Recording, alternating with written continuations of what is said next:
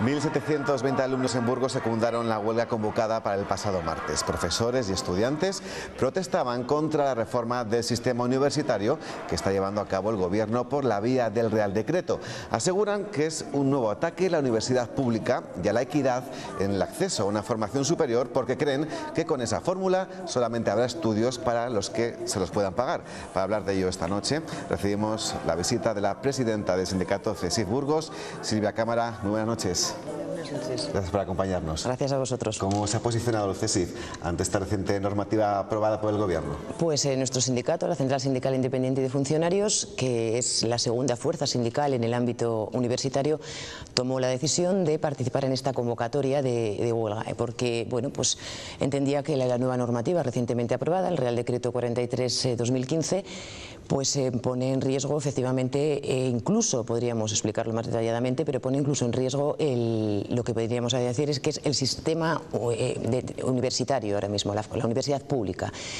Consideramos desde nuestro sindicato que esta norma se ha aprobado con el descontento de la comunidad universitaria, con la propia desaprobación de la Conferencia de Rectores y, lo que es más grave, sin un debate político y sin un debate y una negociación como las organizaciones sindicales. Creemos que es un tema de calado importante, que no solamente es una reforma educativa, sino que queremos incluso que se ha utilizado esta reforma del sistema educativo para hacer una reforma social. Entonces, hay consecuencias tanto para quienes prestan servicio, los empleados públicos en las universidades, como para los, por supuesto, jóvenes y universitarios y para la sociedad en general. ¿Pero qué análisis previo han hecho para llegar a estas conclusiones?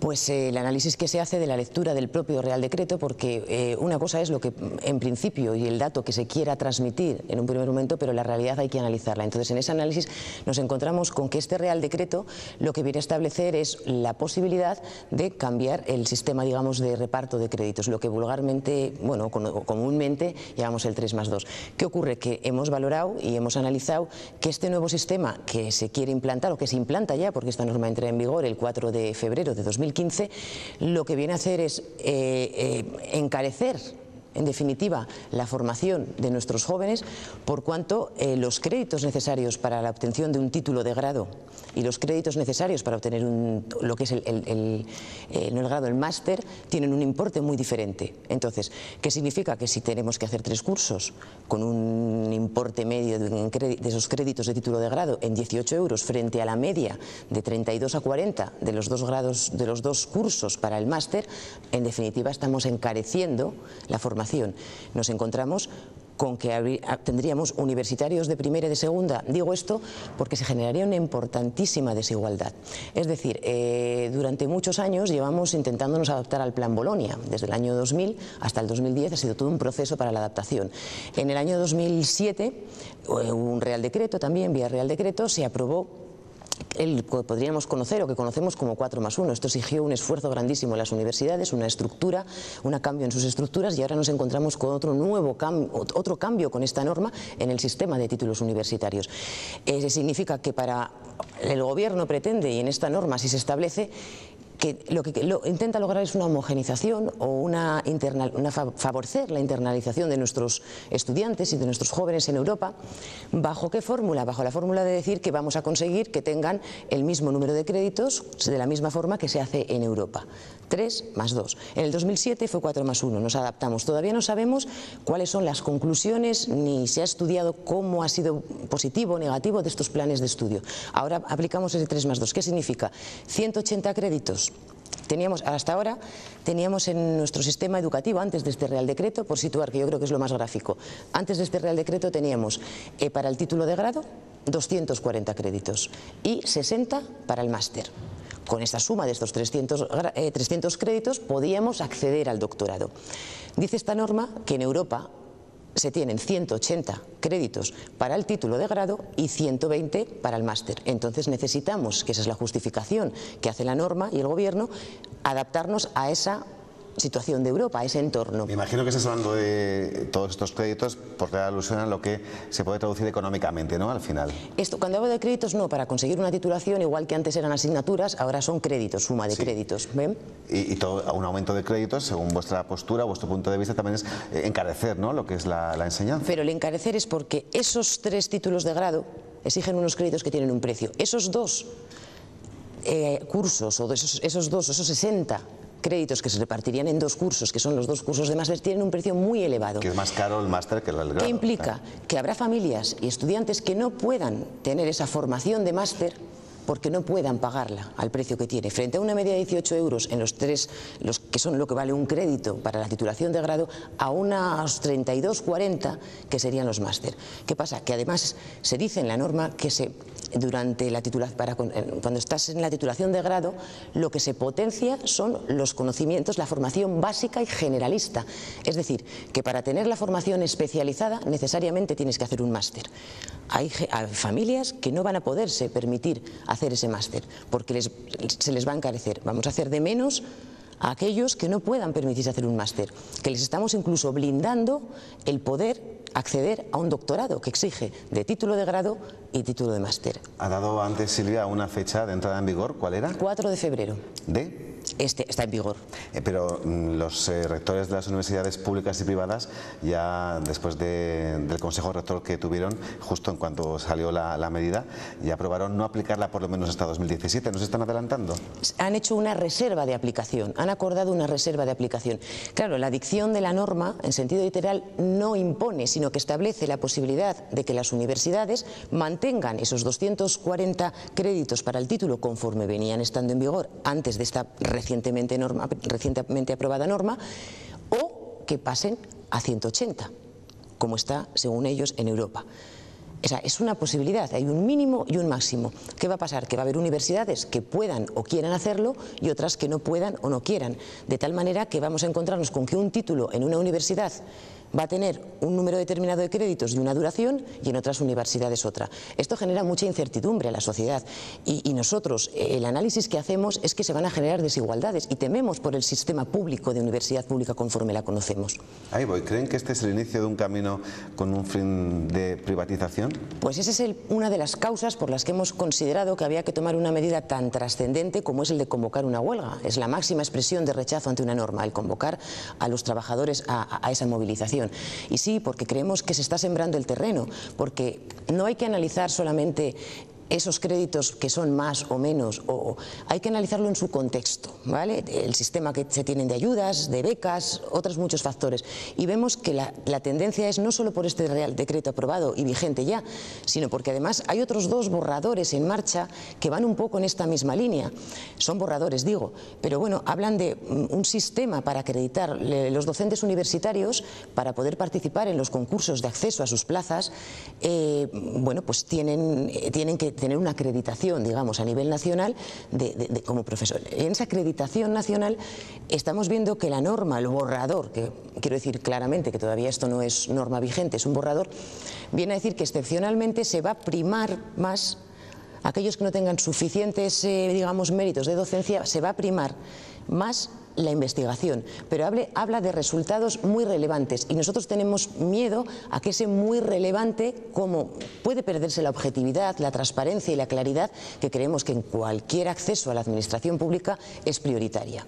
Por otra parte, vemos que también hay un borrador en el que flexibiliza los requisitos para la creación de centros universitarios públicos y privados, lo cual también somos conscientes de que incluso ya el rigor con el que se controla el funcionamiento, la gestión de los centros privados no es el mismo con el que se gestiona y se controla la gestión de las universidades públicas, que es como tiene que ser, con rigor, está claro. Entonces, todos estos decretos en los que parece que solamente es el 3+2, que no es un cambio, vemos que es un cambio. ¿Qué va a suponer? Pues que se va a recaudar menos, porque va a haber muchas familias que no se van a poder permitir acceder a esos másters, que van a encarecerse porque van a ser 2 años en vez de 1.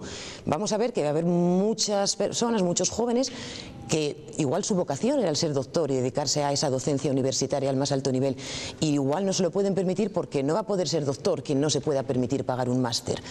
CESIF ha hecho una propuesta expresa al Gobierno de que efectivamente si el 3+2 podría ser lo de menos, pero equiparemos los precios de los grados, de los créditos, hagamos pagar lo mismo para un título de grado y hagamos pagar lo mismo para los créditos en el máster. Como ven, estamos hablando de algo tan importante como la educación, y además es un asunto que conocen muy de cerca los colaboradores que me acompañan en esta noche de jueves. Paso a presentárselos ya al ex secretario de Estado de Seguridad Social, Octavio Ganado. Bienvenido, buenas noches. profesor también, a nuestro arquitecto Pedro del Barrio. Pedro, bienvenido, buenas noches, también profesor en la universidad, y al periodista, director de la 8 Burgos, Antonio Mencía. Antonio, bienvenido. ¿Y también has tenido alguna relación con la docencia? He estado un año dando clase en la Universidad de Valladolid de periodismo, sí. Por lo cual tenemos 3 profesores en la mesa. También teme, Octavio, por la privatización del sistema educativo español. No, mi temor va en otra dirección, ¿no? Yo en primer lugar temo que a esta ley le ocurra lo que le suelen ocurrir, lo que le ha solido ocurrir a la mayor parte de las leyes educativas en este país. Y es que se dictan los decretos leyes o se aprueban las normas en el último año de legislatura, luego si hay un cambio de gobierno, aquí eso le pasó al Estatuto de Centros Escolares, etcétera, etcétera. A todos los partidos políticos que han gobernado España les ha pasado, ¿no? Tengo un temor como burgalés, y es que los criterios de valoración de las universidades que conocemos ahora, que hacen algunos institutos universitarios, Expansión publicaba uno la semana pasada, no dejan bien a la Universidad de Burgos. Bueno, lo han dejado bien muy pocas veces. La han dejado mal casi siempre, pero en esta ocasión le dejan empeorando sobre la anterior, que ya era difícil, ¿eh? Y yo creo que en términos prácticos, con independencia de la buena voluntad de los agentes políticos que han inspirado esta reforma, sacar una reforma adelante en contra de la comunidad universitaria, de los rectores y de las comunidades autónomas, me parece un gesto condenado a la más absoluta melancolía, vamos, es decir, que me parece que van a estar muy tristes diciendo qué pena que no saliera aquello que aprobé yo, que era tan bonito. Nosotros, yo creo que por edad somos todos herederos de cuando había licenciaturas y diplomaturas, ¿no? Y aquello no funcionaba especialmente bien, porque todos los diplomados querían ser licenciados, y al final vino el grado y homogeneizó y amasó como pudo toda aquella heterogénea realidad. Yo creo que ahora puede existir el riesgo de que se vuelva otra vez a eso, de que el grado quede confinado a aquellos que hacen los estudios que todo el mundo tiene que tener, y luego pues haya un máster de 1 o de 2 años, porque también va a haber máster de 1 año. Por ejemplo, el máster de práctica docente, que yo sepa, va a seguir siendo de 1 año, con lo cual los profesores que van a dar clase en los centros de enseñanza media de nuestro país van a tener 1 año menos de universidad que los que ahora estamos dando clase, cosa que a mí no me divierte, ¿eh? A mí no me divierte. Yo creo que nosotros teníamos que habernos formado mejor. Que nos formemos mejor en menos tiempo, lo veo difícil. Entonces, son todos muchos temores, y la verdad es que yo creo que si el Ministerio hubiera hecho caso a algunas de las sugerencias que me consta que le ha hecho el consejero de Educación de la Junta de Castilla y León, que es una persona bastante sensata, pues se había ahorrado un follón considerable, y sobre todo nos había ahorrado a todos el que ahora las universidades estén acantonándose y preparándose para la nueva movida que le van a montar al nuevo gobierno, tanto si quiere confirmar esta norma como si quiere derogarla, porque claro, el gobierno que entre, aunque sea del mismo color político que el que sale, si cambia el ministro ya querrá poner su firma en algún decreto más bonito que el anterior, y entonces Rafael Catalano es la misma gestión que Gallardón. Entonces, en fin, no soy optimista yo en cuanto al futuro de la Universidad Española, y bien que lo siento. Esta semana el BOE publicaba el lunes un decreto que hacía mucha falta. Otra cosa es su contenido, que tendremos tiempo sin duda de hablarlo en muchos foros, que es el decreto de modificación de la reforma de la formación profesional en el ámbito laboral. Yo, por ejemplo, echo de menos que en este país, siempre que hablamos de formación, parece que el sistema educativo y el sistema laboral, las empresas, etcétera, son 2 compartimentos estancos que no guardan ninguna relación entre sí. Y lo que se hace en un centro de formación profesional educativo no sirve para nada en un centro de formación profesional laboral del Servicio Público de Empleo estatal o autonómico.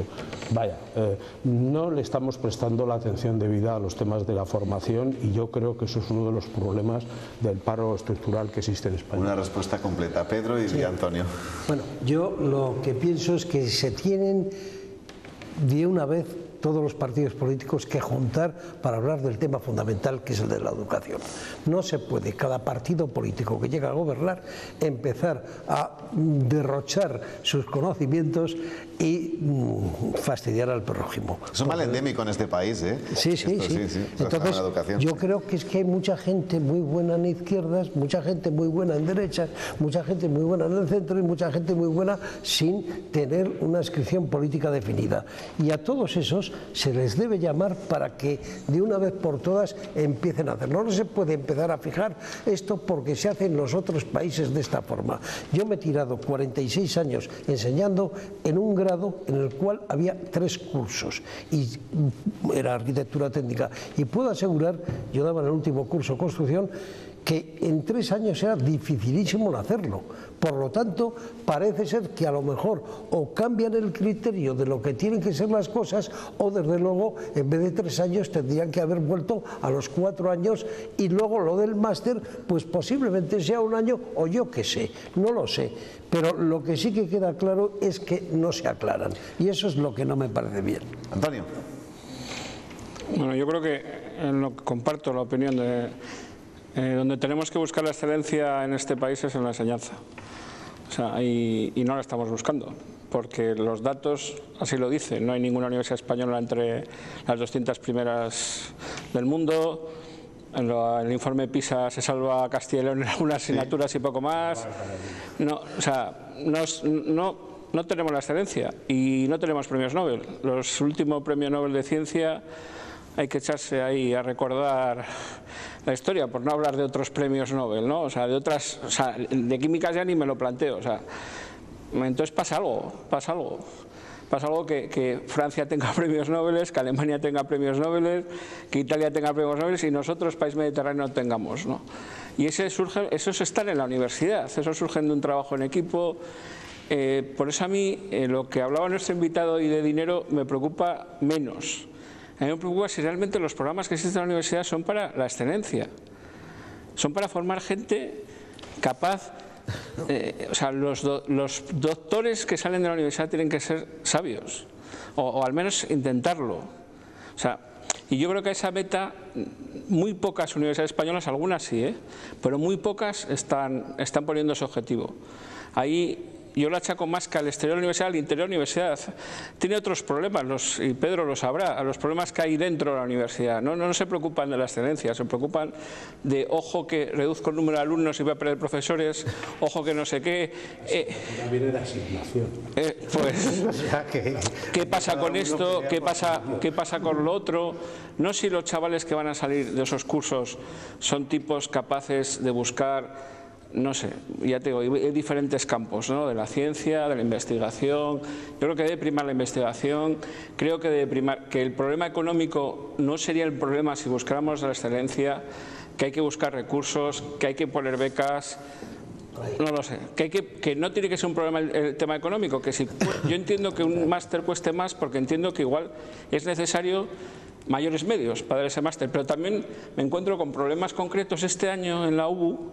En Ingeniería de Caminos apuntaron 2 y les pasaron a estudiar obras públicas. ¿Por qué? Porque cuando tú acabas el grado de Ingeniero de Caminos no sirves para nada. Pues entonces, ¿para qué quieres un grado de Ingeniero de Caminos? Eso es por otro problema. Bueno, pero ahí pasa algo. Pasa que no hay obra pública. Pasa que no hay dinero y entonces la gente se retrae de coger carreras que sean... Sí, pero carreras que no van a ningún sitio, porque en el grado no te sirve para nada. Te obliga a hacer un máster para hacer esa titularidad. Pero que te quiero decir... Es periodista y yo lo hice en historia, o sea, que no nos hables de las carreras que no sirven para nada, porque aquí tienes a 2 másteres. Bueno, la carrera de periodismo yo aprendí mucho en los pasillos. Bueno, deciros que en esta misma mesa el rector de la Universidad de Burgos, el señor Murillo, dijo que no entendía por qué era tan necesario tener un máster para encontrar un trabajo, y con el tiempo nos tenemos cuenta de que es así.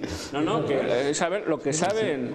Lo que sabe la gente cuando va a buscar un trabajo, no te preguntas, ¿qué título tienes? Y ya nadie le pides, bueno, yo creo, a ver qué nota media sacaste durante la carrera. Sino está en prácticas, ves cómo ha trabajado y sobre eso lo contratas. Volvemos a la invitada. Muchas reflexiones en la mesa, Silvia. Sí. No nos quedamos tanto en la cuestión del precio de la educación, sino dando un paso más a la calidad de la misma. Totalmente de acuerdo. El tema económico, yo lógicamente tengo que comentarlo porque es un tema importante. es un tema importante, pero no es el más importante. El tema es que no hay que escatimar ni hacer cifras económicas, hay que calcular, pero no, lo importante es la excelencia que se ha comentado aquí y la calidad. Es decir, lo que hay que sentarse no es a reformar, hay que reformar con cabeza, hay que sentarse con los interlocutores adecuados, con aquellos a los que afecta, a los que está destinada la educación, tener en cuenta que es un tema social absolutamente, que la educación desde los niveles más bajos hasta los más altos hay que cuidarla, es sagrada, en el sentido de que es el pilar fundamental de todo. Entonces, no podemos jugar reformando a la ligera sin contar con los interlocutores, sin contar con los destinatarios de esa educación. Entonces, si reformamos, reformemos buscando efectivamente la calidad y la excelencia, no el que puedo ahorrarme tal o intentar vender que las familias ahorran, etcétera, etcétera. No, garantizar, para mí importantísimo, la calidad, la igualdad en el acceso, que es fundamental, la igualdad en el acceso.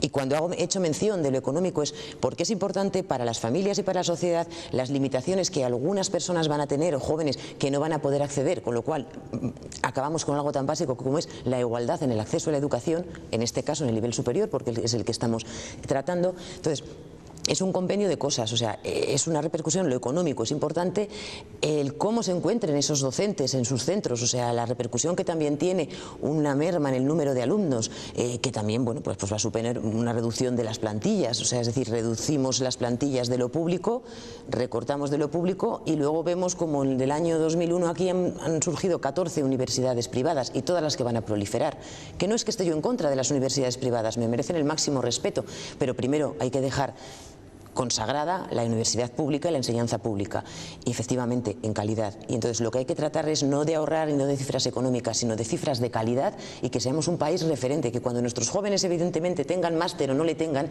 salgan fuera y sean verdaderamente especialistas, porque lo son, porque la formación que han recibido ha sido la que les permite diferenciar, esa es la que les permite competir. Os está dando mucho trabajo a los sindicatos este ministro Wert, ¿no?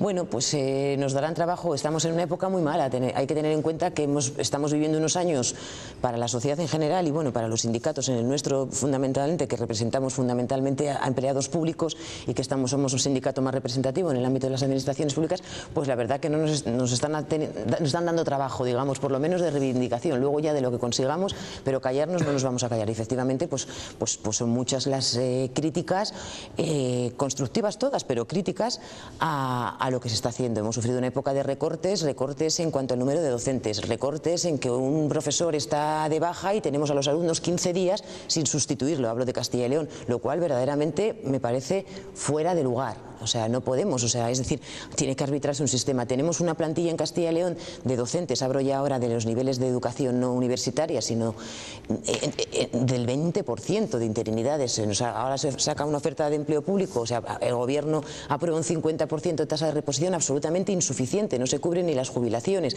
Es decir, que se nos ha recortado lo que es al personal, a los empleados públicos en prestaciones, o sea, se ha dudado de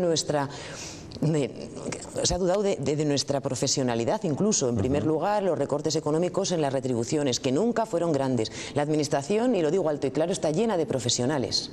La administración está llena de profesionales y a esos profesionales se les ha denostado en el sentido de que, bueno, pues que cuando estamos de baja se nos recorta porque parece que nosotros estamos de baja de broma. No, nosotros cuando estamos de baja es que tenemos un facultativo, nos ha extendido el parte de baja y estamos con todas las leyes. Quiero decir que ha habido una campaña de desprestigio hacia el empleado público y por ende hacia los servicios públicos.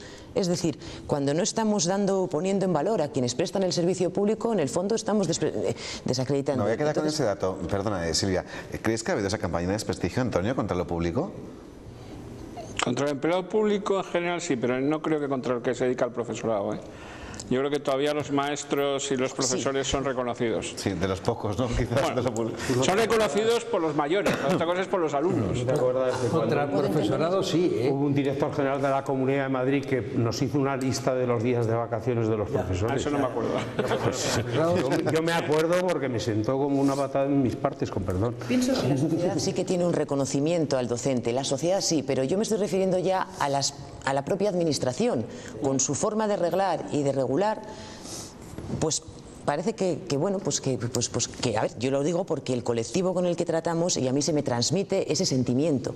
Socialmente, yo creo que la docencia está reconocida, al igual que el ámbito sanitario y muchos otros. Y creo que ahora mismo, en esta etapa de crisis que hemos vivido estos años y que seguimos viviendo, creo que la sociedad es consciente de lo que son los servicios públicos. Por eso es consciente y es lo mejor que tiene esta sociedad. Y estamos hablando de educación, con lo cual hay que mimarla, mimar a quien la presta, porque es la mano de obra y la calidad depende de quienes la están prestando. Y el que se sientan a gusto y reconocidos es fundamental en las aulas. Y creo que los profesionales de la enseñanza son verdaderos profesionales y son, gracias a Dios, tienen vocación, que no en todos los trabajos ni en todos los colectivos la tienen. Dicho queda, Silvia Cámara, presidenta de CSIC Burgos, ha sido un placer recibirle en las noticias de la 8 con motivo de esta nueva normativa, estas reformas que están teniendo lugar desde el Ministerio de Justicia. Tendremos más ocasión de hablar. Gracias y buenas noches. Gracias a vosotros.